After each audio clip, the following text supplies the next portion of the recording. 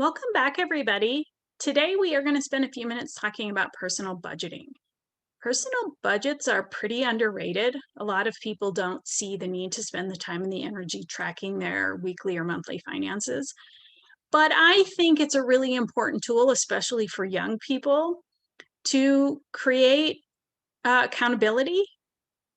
And it also helps with financial security, making sure that we are on track, meeting our financial goals, and doing the things that we need to do to protect our finances and our financial future. So, why is it important? Well, the first thing is it creates a visual. It helps us mathematically track the amount of money that's coming in. We call those our cash inflows or our income, and the money that's going out, our cash outflows or our expenses. Looking visually at our money coming in and our money going out is a pretty important thing when it comes to making good financial decisions. It also helps us evaluate what the necessities are.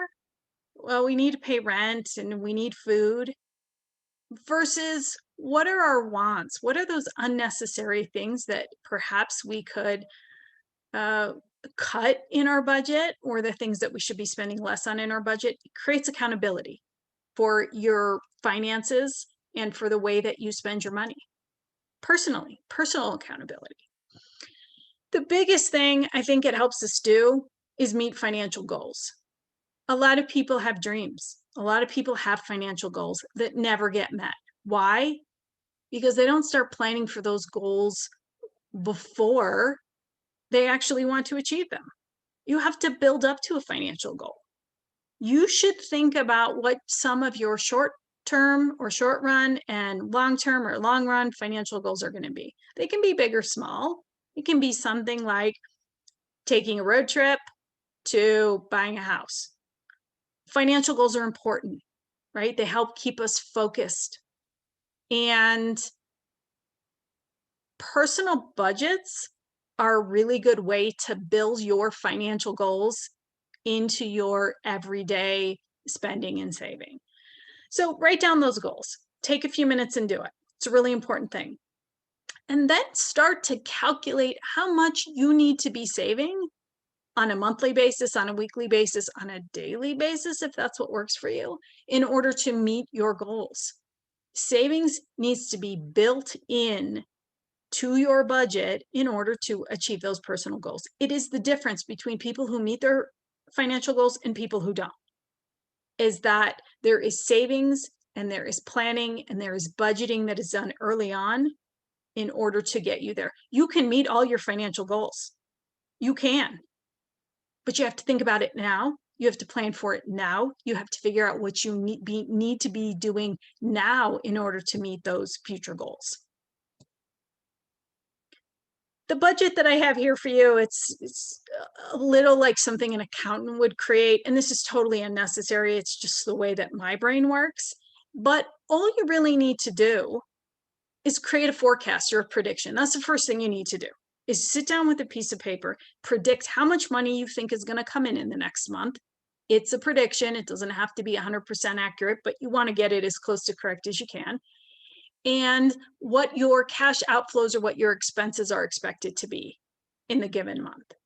You have some idea from past behavior what you would expect to be spending this month on rent, on food, on entertainment, on clothes, whatever it is.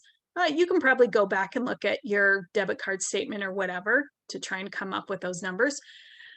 Just jot them down, predict them, forecast them. And then what I want you to do is a month from now, I want you to go back through your debit statement, your bank statement, your credit card statement, whatever it is. And I want you to calculate what you actually spent on those categories of expenditures. How much did you actually spend on groceries? How much did you actually spend on entertainment?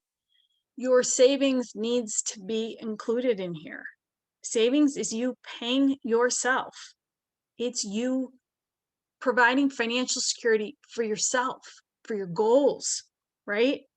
It's as important as any other expense. the money that you spend on expenses other than savings right now is money that is gone. It's gone. You'll never get it back. Your savings, that's what really matters. What really matters is what you have to carry on into the future, right? It's your gift to yourself. So please make sure it's in that budget. And then once you've calculated what you actually spent, you need to figure out what the variance is, what the error is, if you overspent, if you underspent in those categories. That's going to give you a pretty interesting picture of what you expected to spend and what you actually spent. And then you want to make adjustments to your budget going forward, right? You want to do a new prediction on what you're going to spend based on this analysis that you've done on this overspending or this underspending in these categories.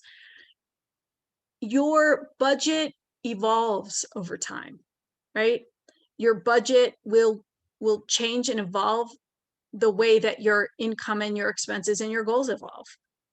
They will remain, your budget will remain pretty consistent, you know, from any regular month to any regular month, but it will evolve over time, right? When you graduate, you get a job, your goals change, things like that. And so this is an important exercise that actually doesn't take that much time and will really help you get a clear picture of your financial situation. It is priceless to know what your actual financial situation is, right? And so after you have done this, after you have kept track of expenses, you've done your initial prediction, you've kept track for a week or a month or however you want to budget, you have figured out what the forecast variance or error is, you can make changes.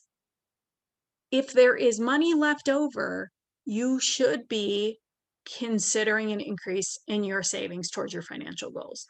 The average American saves about 2% of their income. You should be striving for at least 5.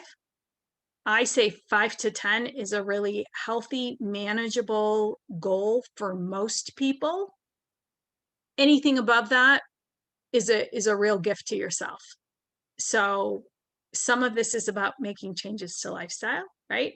But first you have to recognize what you're spending on, what is your current lifestyle, to see if there are some adjustments that can be made. Be honest with yourself, be transparent with yourself. Don't go easy on yourself when you overspend in certain categories. You are setting up your financial future. It's not a whole lot of things more important than that. So make sure that you are holding yourself accountable to your budget, that you are making smart decisions to meet your goals, and really set yourself up for a secure, healthy financial future. I'll see you guys next time. Take care.